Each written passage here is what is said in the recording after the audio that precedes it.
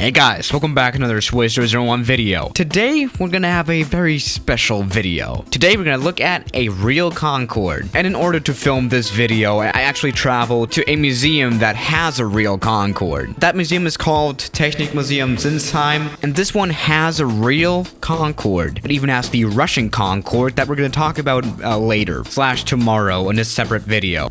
With everything in it, it's very nice. Now, actually, it's only an hour drive away from me, and as a child, my family visited this place a lot. So, you know, I've been there quite a lot already. And now, yes, today I'm going to film everything with my phone and kind of show you around and show you how the Concorde looks from inside in real life. Yeah, we have checked the Concorde out in X-Plane before, but, you know, this is just a level higher. Okay, let's just go ahead and enter the plane. The plane is actually like 100 feet above ground, and you have to use stairs to walk up. And yeah, you basically enter the plane in the tail section. So yeah, you have to wait a bit in line until you can actually enter the plane, because there can only be like a limited amount of visitors in the plane at the same time. So yeah, I mean, you only have to wait like 2 minutes max, so it's fine.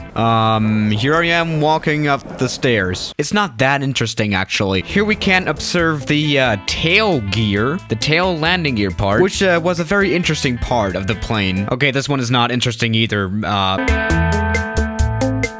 Alright, so here we are at the main entrance of the plane. And let me tell you, the tail section is small AF. And that one's obviously because of the shape of the plane. The tail section is very, very small. And I don't know, I almost had to kneel while entering the plane. That's how bad it was. And also they tilted the plane severely. Like, it's actually like climbing up a mountain. You know, I was hiking in that one. And that was me in the reflection. By the way, I revealed my face like 2 months ago on Instagram at Tushar1YT. Yeah, let me tell you, this cabin is not spacious at all. And look at this dude. He actually had to cower to properly walk.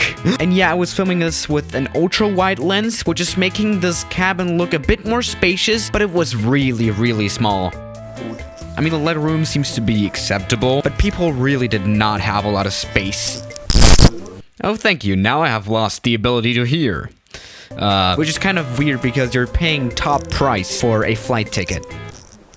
But yeah, you did have normal things like closets and bathrooms. You know, those are nice. And yeah, the cabin is not very well lit. And the ultra-wide camera of my phone is having a lot of trouble with that. Let me just tell you, it's so weird to film in public in Germany. People look at you all the time, so you always try to like hide it. And as we hike along in the actual plane, we now have 2 rows at a time. And Jesus Christ, this is literally so narrow. Like, there's no way a trolley is actually gonna fit in between those rows. And here are the seats for the crew members. It does not look that luxurious. And also we have power outlets here. Like, but what would you want to charge? I mean, back then there was no iPad. And yeah, the lighting conditions were really not good. Alright, so we are actually coming close to the flight deck section of the plane. Yeah, we can see some magnetos here, I guess. Yeah, should be magnetos. Yeah, and yeah, we can also see some flight recorders and stuff like that. And now here comes the cockpit that we are sadly not allowed to enter. And yeah, this is what the cockpit looks like. Obviously, it's a plane from the 60s, so we have a lot of manual gauges and a lot of stuff to control, I guess. And I think I tried to zoom into the afterburner switches. I don't know. But yeah, again, I was sadly not able to get close-up shots. And yeah, something else that I noticed was that the windows were really, really small. I mean, they were like smaller than my hand. I just wanted to address that because I felt that the plane looked kind of big from the outside, especially because of the windows. Yeah, they make the plane look much bigger than it actually is from the outside. Yeah, those windows really didn't allow you to have the best views.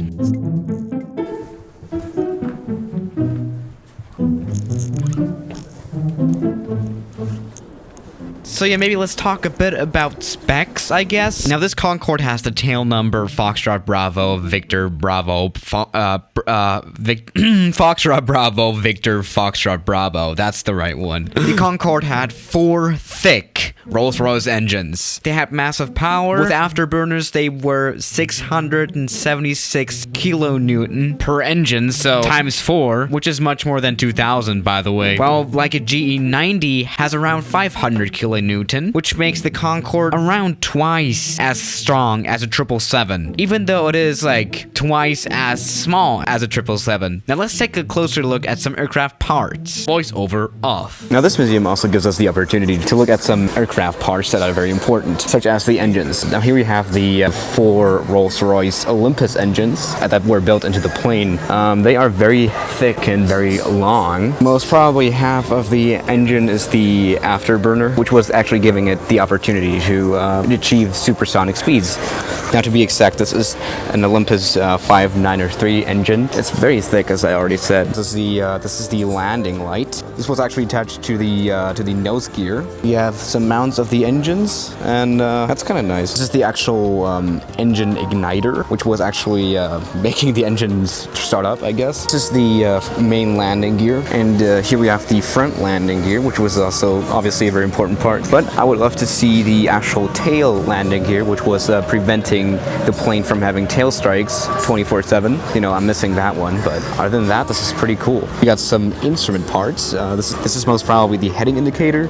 This is an actual announcement panel, which I've actually never seen before. This is the fuel indicator, some kind of fuel indicator. This one measures the fuel flow, I guess. This is what I wanted to show you. Those windows were actually very small. Other parts hanging off the wall, we have some kind of flap. And this is some kind of ram air turbine. Pretty damaged, actually. I think this one had a bird strike or something. Yeah, this is kind of cool, this whole thing. So hey guys, I hope you enjoyed this little video about the Concorde. And this is actually the 2144 that they also have. I'm going to upload a video about that one in a few days or so. And if you guys want me to do more of this, I can also visit a real 747-200 museum, which is very close to the Concorde Museum. So, you know, I can do that. Alright, so yeah guys, thank you for watching today's video, and I'll see you tomorrow. Good night.